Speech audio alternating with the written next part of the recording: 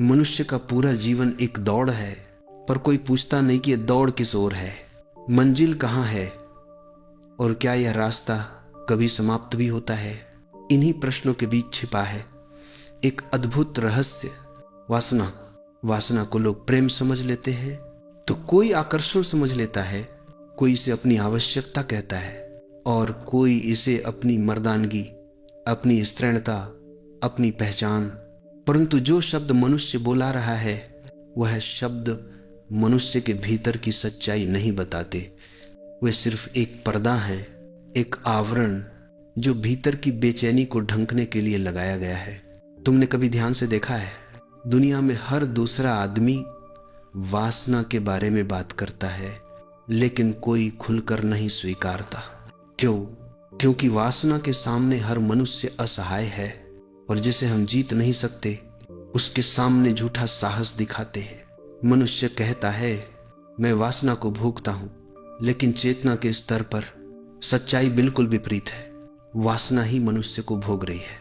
तुम सोचते हो कि तुम किसी स्त्री या पुरुष की ओर आकर्षित हो रहे हो, पर वास्तव में आकर्षण तुम्हारी पकड़ में नहीं, तुम आकर्षण की पकड़ में हो। तुम्हारे भीतर एक अदृश्य खिंचाव उठता है, तुम्हें आदेश देता है, उसे पाओ, उसे छुओ, उसे अपना बनाओ, तुम्हें उसकी जरूरत है। और तुम भागते हो अंधेरे में, प्रकाश के भ्रम में। क्षण भर का सुख तुम्हें स्वर्ग जैसा लगता है, लेकिन उसके बाद जो खालीपन आता है वह नरक से भी गहरा होता है। तुम शरीर को पाते हो, लेकिन आत्मा फिर भी भूखी रह जाती है। तुम संबंध बनाते हो, लेकिन भीतर की दूरी घटती नहीं, बल्कि और बढ़ जाती है।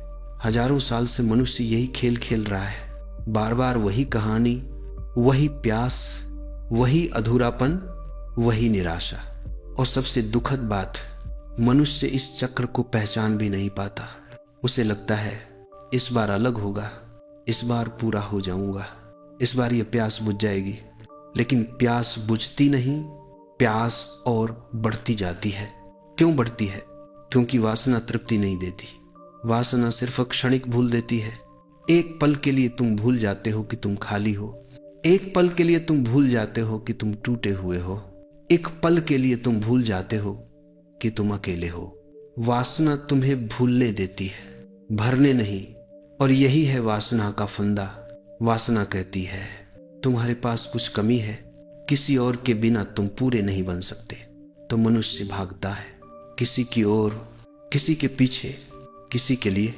लेकिन समझो, जिस मनुष्य ने खुद को पूरा नहीं पाया वह किसी दूसरे के माध्यम से पूरा नहीं हो सकता।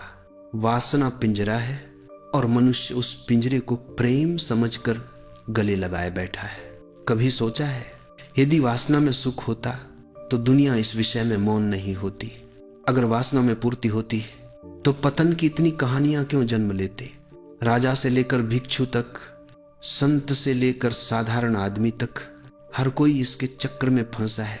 तुमने युद्ध देखे होंगे, तुमने धर्म देखे होंगे, तुमने राजनीति देखी होगी, लेकिन मनुष्य के भीतर सबसे बड़ा रणक्षेत्र वासना ही है। और इस युद्ध की हार निश्चित है, क्योंकि मनुष्य प्रकाश की ओर नहीं बढ़ रहा, वह उस अंधेरे के पीछे भाग रहा है जिसे वह रोशनी समझ बैठा है। वासना अंधकार है, प्रेम प्रकाश है। लेकिन मनुष्य प्रेम के लिए तैयार नहीं, क्योंकि प्रेम बलिदान मांगता है, प्रेम समर्पण मांगता है, प्रेम भीतर जागरण मांगता है। और वासना, वह कोई कीमत नहीं मांगती, बस अंधा होना मांगती है। यही अंतर है और यही मनुष्य की दुखदाई भूल। वासना मनुष्य के जीवन में उतनी नहीं घातक जितनी अनदेखी वासना है, क्योंकि जब शत्रु को पहचान लो तो फिर मुक्ति का रास्ता खुल जाता है। लेकिन जब शत्रु दोस्त की शक्ल में हो तो मनुष्य कभी जाग नहीं पाता। आज का मनुष्य वासना से मुक्त नहीं, वह वासना में खोया हुआ है। और खोया हुआ मनुष्य सत्य की ओर कैसे बढ़ेगा, कैसे ध्यानी बनेगा, कैसे प्रेम का अनुभव करेगा। यही कारण है कि गहन शांति, गहन आनंद और गहन पूर्णता मनुष्य के जीवन से गायब हो चुकी है, क्योंकि मनुष्य अभी तक यह स्वीकार नहीं कर पाया कि वह वासना का मालिक नहीं, वासना उसका मालिक है। और जब तक यह स्वीकार नहीं होता तब तक मुक्ति की शुरुआत भी नहीं होती। यही है वासना का जाल, बिना बेड़ियों के कैद, बिना हथकड़ी के गुलामी। मनुष्य वासना को समझता नहीं, क्योंकि वह वासना के भीतर है। जो जाल में फंसा हो वह जाल को नहीं देख पाता। वासना कोई दुश्मन नहीं है, वासना तो सिर्फ एक संकेत है। संकेत इस बात का कि मन अभी अधूरा है। अधूरा मन हमेशा किसी को खोजता है, किसी को पकना चाहता है, किसी के माध्यम से पूरा होना चाहता है। और यहीं से शुरू होता है वासना का तंत्र। पहला चरण आकर्षण। मन महसूस करता है कि सामने वाला व्यक्ति तुम्हें पूरा कर देगा। तुम्हें लगता है यही वही है जिसे मैं खोज रहा था, इससे मिलकर मैं संपूर्ण हो जाऊंगा। यह भ्रम ही वासना की पहली चाल है। फिर आता है दूसरा चरण, स्वामित्व।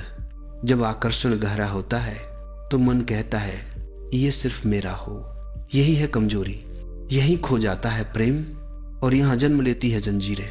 स्वामित्व वह जहर है जो प्रेम को नष्ट करता है और वासना को मजबूत करता है। फिर आता है तीसरा चरण, आसक्ति। तुम महसूस करने लगते हो कि बिना उस व्यक्ति के तुम रह नहीं सकते। तुम्हारी सांसें उस व्यक्ति पर निर्भर हो जाती है। उसकी मौजूदगी सुख बन जाती है और उसकी अनुपस्थिति दुख। देखो कितनी विडंबना है। जिस व्यक्ति को पाने के लिए तुम गए थे अपनी पूर्णता खोजने, उसी के बिना तुम और अधूरे हो गए। फिर आता है चौथा चरण, पीड़ा। क्योंकि वासना गले नहीं लगाती, उसकी प्रकृति ही काटने की है। वह जितना देती है उतना ही छीन लेती है, और कभी अधिकतर छीन लेती है। यह पूरा चक्र चलता रहता है बार बार, जीवन भर, और व्यक्ति समझ नहीं पाता कि वह मशीन की तरह प्रोग्राम्ड है। वासना काम नहीं है, वासना आनंद नहीं है, वासना तो सिर्फ अपूर्णता की धड़कन है। इसीलिए वासना की कोई सीमा नहीं होती, तृप्ति का कोई अंत नहीं होता। एक इच्छा पूरी हुई तो दूसरी खड़ी रहती है, फिर तीसरी, फिर चौथी। वासना का तंत्र तुम्हें कभी आराम नहीं लेने देता। क्यों? क्योंकि अगर तुम आराम करोगे, अगर तुम शांत हो जाओगे, तो तुम देख दोगे कि जिसका पीछा कर रहे हो वह तुम्हें पूरा नहीं कर सकता। वासना वहीं तक जीवित है जहां तक तुम बेहोश हो। जैसे ही चेतना आती है वासना की शक्ति गिरने लगती है। इसलिए वासना की पहली कोशिश होती है तुम्हें बेहोश रखना। बेहोशी कैसी? यह बेहोशी सिर्फ शराब या नशे की नहीं है, यह मन की बेहोशी है, कल्पनाओं की बेहोशी, इच्छाओं की बेहोशी, तुलना और प्रतियोगिता की बेहोशी, कल्पित प्रेम की बेहोशी, डर और अकेलेपन की बेहोशी। जैसे ही मन शांत बैठता है वासना बेचैन हो जाती है, क्योंकि मन को खाली रहना मंजूर नहीं। मन को भ्रम चाहिए, खेल चाहिए, पीछा चाहिए। इसीलिए मन को तुमने ध्यान में बैठाया नहीं, क्योंकि भीतर शांति नहीं, भीतर भूख है। यही भूख है जो आकर्षण के रूप में बाहर छलकती है। यह भूख शरीर की नहीं है, यह भूख स्वीकृति की, सुरक्षा की, पहचान की और अपनेपन की है। वासना शरीर तक सीमित दिखती है, लेकिन मूल में वह मन की भूख है। इसीलिए इतिहास के मोहल्लों में, राजाओं और साम्राज्यों में भी वासना खत्म नहीं होती।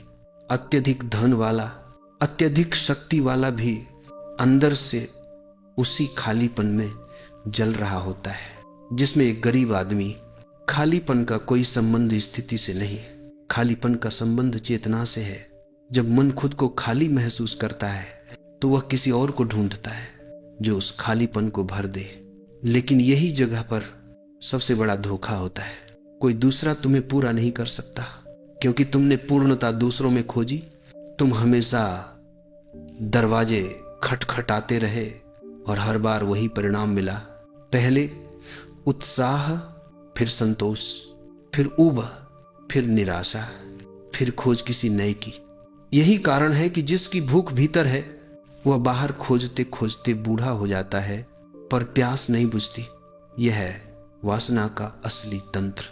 पहले वह वादा करती है, फिर वह अधूरा छोड़ देती है, फिर वह उम्मीद जगाती है, फिर वह वही चक्र दोहराती है।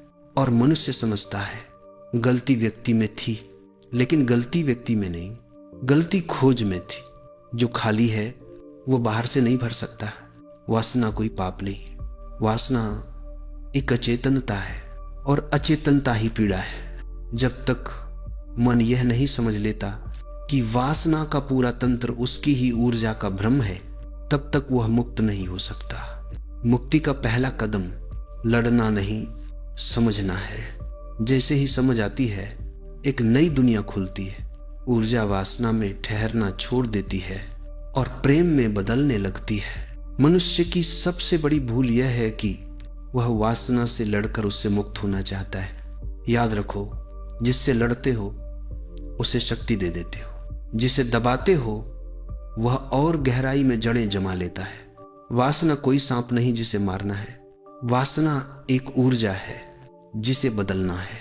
जो लोग वासना को पाप मानकर उसे दबाते हैं, वे भले ही बाहर से धार्मिक दिखाई दे, लेकिन उनकी आंखों में अभी भी वही भूख, वही भटकाव, वही बेचैनी जलती रहती है। दमन कभी मुक्ति नहीं देता। दमन सिर्फ छिपी हुई जेल बनाता है। लड़ाई छोड़ो, भागना छोड़ो, बस देखना शुरू करो। इच्छा उठे, रोकना मत, इसके पीछे दौड़ना भी मत, बस इसे देखो। यही दृष्टि, यही साक्षी भाव वासना की जड़ें हिलाना शुरू करता है। तुम कहते हो इच्छा आती है, मैं क्या करूं? उससे कुछ मत करो। इच्छा का जन्म होना समस्या नहीं, इच्छा का तुम्हें नियंत्रित करना समस्या है। इच्छा उठे तो शांत बैठो, गहरी सांस लो और भीतर देखो, ये इच्छा कहां से उठ रही है, क्यों उठ रही है, क्या कमी महसूस हो रही है। जैसे ही तुम भीतर देखते हो, इच्छा की शक्ति बदल जाती है। पहले जो तुम्हें अंधा कर रही थी, अब उसी पल को तुम साफ साफ देख रहे होते हो, और जो स्पष्ट देखा जाता है वह अपना जादू खो देता है। यही साक्षी भाव का विज्ञान है। जैसे ही तुम देखने लगते हो, इच्छा का खिंचाव कम होने लगता है, बेचैनी पिघलने लगती है, मन शांत होने लगता है, ऊर्जा भीतर ही भीतर स्थिर होने लगती है। और पहली बार तुम समझते हो कि वासना कोई शक्ति नहीं थी, बल्कि तुम्हारी अनदेखी से शक्ति पा रही थी। यह ठीक उसी तरह है जैसे एक छोटा बच्चा चुपके से शरारत करता है, लेकिन जैसे ही माँ उसे देख ले वह शांत हो जाता है। देखना ही क्रांति है, और इस देखना में एक बहुत गहरी बात छिपी है। चेतना इच्छा को मृत्यु देती है, दमन उसे पुनर्जन्म देता है। इसीलिए सदियों तक लोग लड़ते रहे, फिर भी मुक्त नहीं हो पाए, क्योंकि दिशा गलत थी।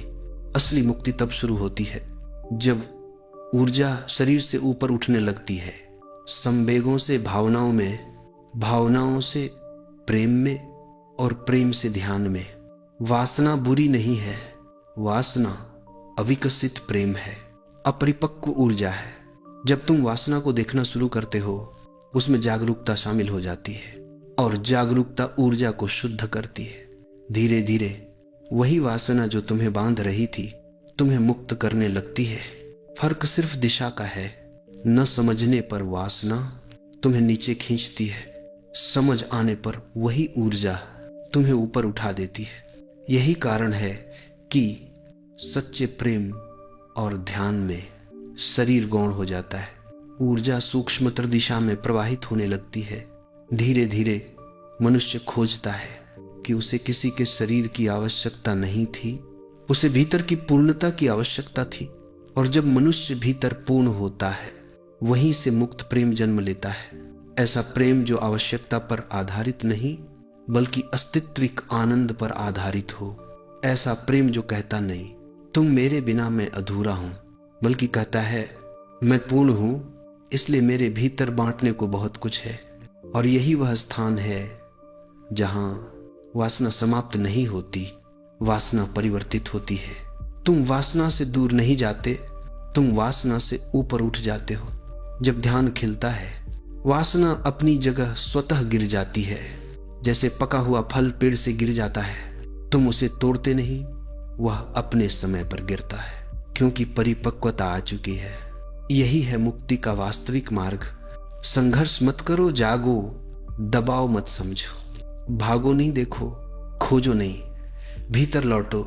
जब तुम भीतर लौटते हो तो पहली बार तुम्हें पता चलता है कि तुम्हारे भीतर ही वह आनंद, वह प्रेम, वह पूर्णता पहले से मौजूद थी जिसे तुम बाहर ढूंढते रहे। वासना की मिट्टी में प्रेम के फूल खिल सकते हैं, लेकिन सिर्फ तब जब जागरूकता की धूप मिल जाए। और इस जागरूकता के बाद मनुष्य फिर कभी पुराना नहीं रह सकता। मनुष्य वासना के पीछे भागता रहा क्योंकि उसे लगा कि कोई और उसे पूर्ण कर देगा। पर अंत में सभी अनुभव, सभी टूटने, सभी रोने उसे एक ही सत्य तक लाती हैं। वह पूर्णता जिसे वो बाहर ढूंढ रहा था वह पहले से ही उसके भीतर थी, लेकिन उस सत्य को देखने के लिए आंखें बाहर लगी हुई थी। दुनिया दिखाई देती रही, भीतर का अस्तित्व छिपा रहा। जो व्यक्ति अपनी पूर्णता बाहर खोजता है वह भटकता है। जो व्यक्ति अपनी पूर्णता भीतर खोजता है वह पाता है। यही वह क्षण है जहां मुक्ति शुरू होती है, जब मनुष्य यह स्वीकार करता है कि उसे संपूर्ण बनने के लिए किसी और की आवश्यकता नहीं। तभी प्रेम जन्म लेता है, क्योंकि वासना कहती है मुझे चाहिए, प्रेम कहता है मेरे पास देने के लिए। वासना कहती है तुम मेरे बिना मैं अधूरा हूं।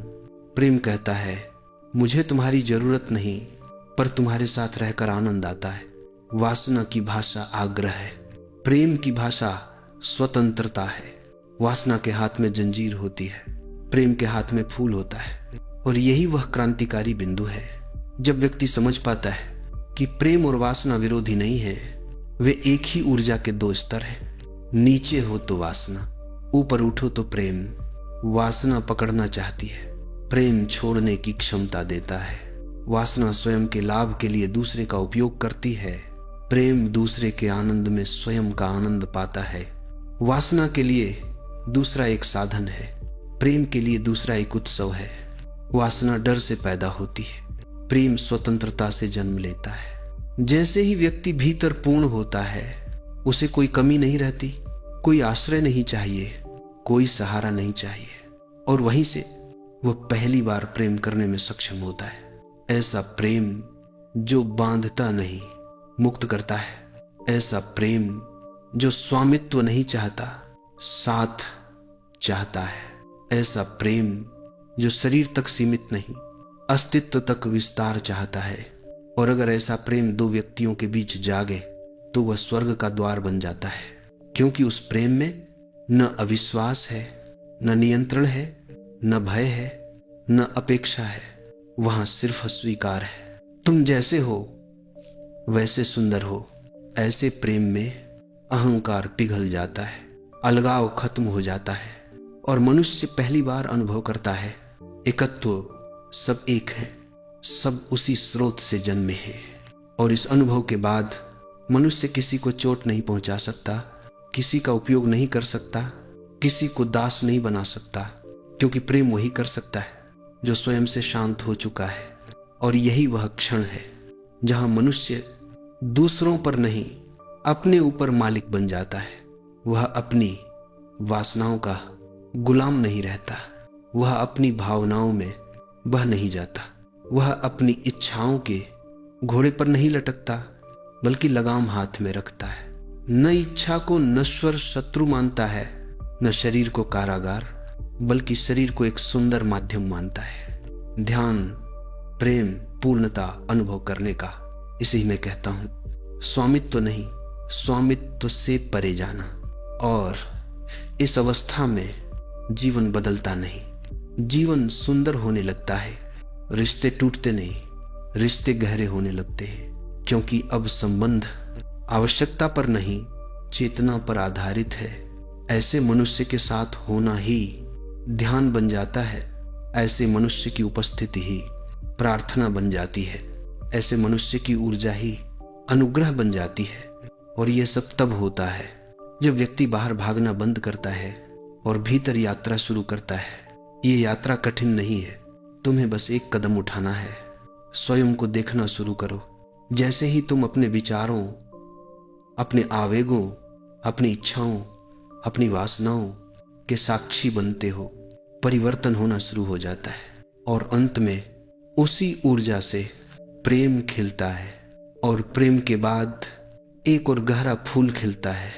ध्यान, ध्यान का अर्थ है न किसी चीज की जरूरत, न किसी चीज का अभाव, बस अस्तित्व का आनंद।